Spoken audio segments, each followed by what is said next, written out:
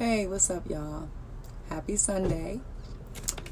I was sitting here, of course, reading another one of my books, and I came across a paragraph that I thought that you all would appreciate, especially everyone who is of an artist type, who tends to find themselves putting themselves down about their art and not saying that their art is worthy of the world or of sharing it, and that they think that they need to just keep their art to themselves.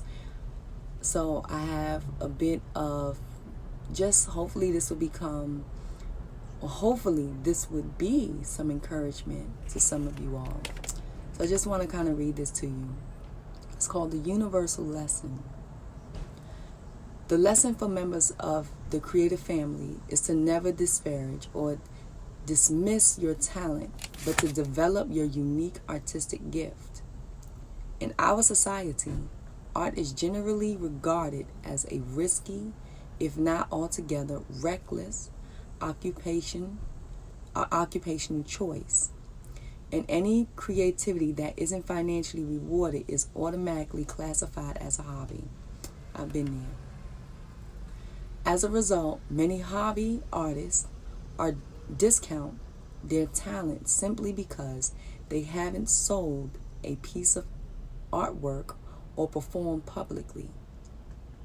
After exposing their creations to the competitive and critical eye of the public, they tell themselves they need more training, or tragically, they shelve their talent entirely. Then, in order to live with their decision, they tell themselves that they aren't really all that talented anyway. Or they promise themselves they will get back to their artwork someday when they have more time. So, guys, I went through this issue myself. Not so much when I was younger that I can remember, because I always had my mom who would say, I would ask her, should I do this, or does this make sense? And she'd be like, yeah, go do it. And the same thing, she would ask me, what should she do, and should she do this? And I'd be like, yeah, go do it. But I've had this issue with my daughter, and she's very, very, very, very artistic in so many different ways. She writes, she sings, she draws, she does anime, she's self-taught ukulele, self-taught piano. I introduced her to piano and the ukulele, but she's self-taught herself. And for a long time, with her artwork, with her drawing, and with her writing, I would have her read me her work, and she would light up when she read it to me. But when I asked her to read it to someone else, she would shrivel back. And I would try to encourage her, and it seemed like the more I encouraged her, the more she just was she didn't want to do it. And so I stopped, and I had to sit back and learn, how can I encourage her to put her work in front of people? Because I knew it was deserving to be seen. One of the things that I do know that I have as a gift is that I have the gift to see someone else's art, their worthiness of their art, and put them in front of people who can take them to the next level. I probably can't take you to the next level, but I can take you to a level where someone else can take you to the next level, which you are choosing to get to. I have the ability to see your gift. So that is one of the gifts, my recent gift within the last couple of years, that I've really wow, I might have a gift here. So she wouldn't want to share her work with anyone else. And recently, over the end of the school year, I allowed her to stay home from school so she can sell her art at a hair show that I went to. And I know some of you who are hairstylists, and we go to the Barnes & Brothers and we see all these different types of stuff that has nothing really to do with hair. It has something to do with beauty, but not necessarily hair. And they're selling their jewelry and everything there. I get it. it's like, that sucks. We don't want our stuff to be a flea market. But back to my main point is that I asked, can I come and bring my jewelry to this particular hair show? I was allowed to, and I had my daughter stay home, and she wound up presenting her artwork. She was the youngest vendor there. And she had people coming in, and they looked at her work. They said, oh, wow, that's beautiful. That's nice. Oh, wow, let me go ahead and go shopping, and then I'll come back. And I know, as a vendor, sometimes people will say, let me come back. 9 out of 10 times, by the time they come back, they didn't spend all their money. So they're like, well, this particular artwork wasn't a priority for me, at least not right now. And I came here on a mission, and that's understandable. But I allowed her to take it as she took it. I didn't want to put any ideas in her head about why a person would say, like, hey, let me come back. Because some people, honestly, they want it, but the product that you're selling may not be a product that they want to walk around with all day long. So they'll come back and they'll buy it. So what happened after us being there for a couple hours and her having her artwork and having people pass it by and me trying to show her how to sell her work, how to present herself so that people would want to buy it, because to help, I didn't learn this until way later in life, is that people don't buy your work, they buy you. They buy into you. They buy into your energy, into your spirit, into your laughter, your joy. They buy into you. So even like now with this video, you may not buy into a lot of my words, but you may buy into my look. Or some people may buy into my words and don't buy into my look at all. But because they like what I have to say, I become more palatable when they see me. So she, by the end of the evening, everybody else is wrapping up. And if you are a hardcore vendor, you guys know, do not leave because the show is over. Don't leave. So I told her, don't leave. No, we're going to stay here until the bitter end, because she hasn't sold not one piece. I haven't sold one piece, but really technically I wasn't there for me. I made the excuse to be there for me so I can have her work presented. And so I made sure that she didn't take down any of her artwork. And she had her 4 pieces. They were great big 4 pieces. And we had some last minute people come in. And actually we had a friend, a barber that I know of. And he's seen her work. He was like, wow, I love this. I love your colors. I love everything about it. He said, well, let me go around and see what I have going on. So she said, okay. So then we had another person there. She was a vendor. She's known in the natural hair industry, really big in the natural hair industry. And Malika. And she's like, I've been looking at your artwork. Now that the show is over, I'm coming. I'll be right back. Let me just get my table together. So she gets her table together. And my daughter, she looks over at me. She's like, they're not going to buy this. I'm like, yes, they are. They're going to buy this. You want to know why? Because you're the bomb. Because you're awesome. Because your work deserves to be on their walls. That's why they're going to buy your work. And so she wind up. So at the end, the bitter end, they came over to her table. And they chose their pieces, and they paid her very well. And she sold 2 pieces at the show. And there was 2 pieces that I want, which I know I can always get them from her.